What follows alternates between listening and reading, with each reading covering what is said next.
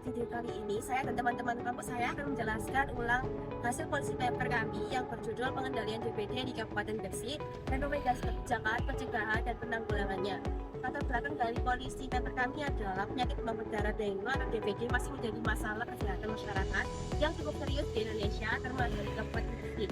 Berdasarkan dari datanya kesehatan, jumlah kasus DBD tercatat 121 pada tahun 2021, naik kemudian menjadi 266 kasus di tahun 2022 dan turun kembali menjadi 180 kasus pada tahun 2023. Meskipun cepat menurun, kondisi ini menunjukkan bahwa DBD masih belum bisa terkendali dan masih berpotensi menimbulkan kejadian yang luar biasa.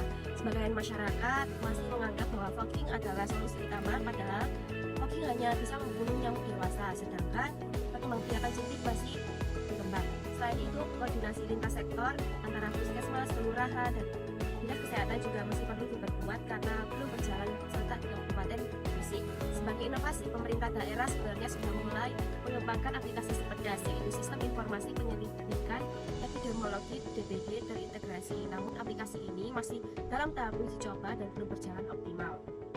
Analisis kebijakan. Kami menggunakan model analisis rasional komprehensif dalam menelaah permasalahan ini. Model ini digunakan agar keputusan yang diambil benar-benar berdasarkan data dan pertimbangan manfaat kebijakan. Dari hasil analisis, ada 4 alternatif kebijakan yang kami bandingkan, yaitu yang pertama, status quo atau melanjutkan kebijakan yang akan berjalan tanpa inovasi baru.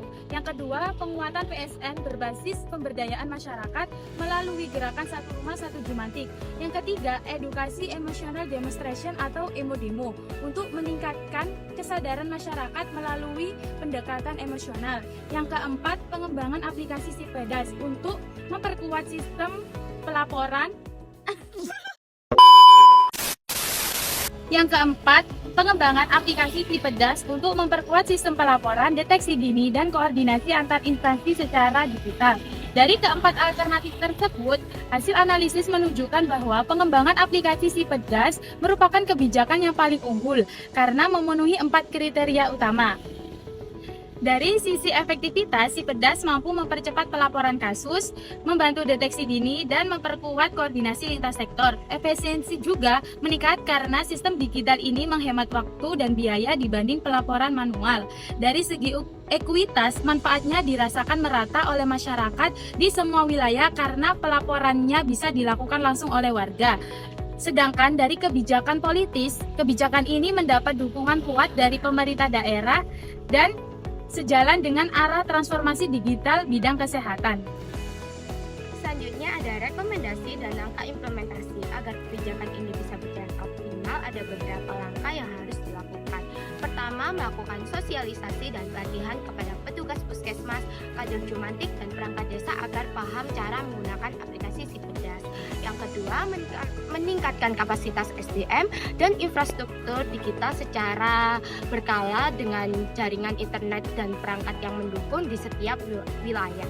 Ketiga, melakukan monitoring dan evaluasi secara berkala untuk memastikan efektivitas pelaksanaan aplikasi ini.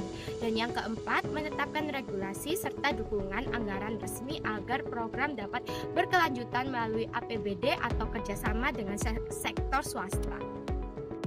Jadi secara keseluruhan dari hasil observasi dan analisis kami dapat disimpulkan bahwa masalah utama pengendalian DBD di Gresik bukan hanya soal medis tetapi juga soal perilaku masyarakat dan koordinasi antar instansi. Melalui penerapan aplikasi Siperdas, kebijakan pengendalian DBD dapat menjadi lebih efektif, efisien, terintegrasi, dan berkelanjutan. Dengan dukungan teknologi, pelibatan masyarakat, serta kerjasama lintas sektor, Kabupaten Gresik memiliki potensi besar untuk menjadi daerah yang berhasil dalam menerapkan inovasi kebijakan digital di bidang kesehatan masyarakat. Sekian hasil pemaparan video dari kelompok kami, kurang lebihnya mohon maaf. Terima kasih.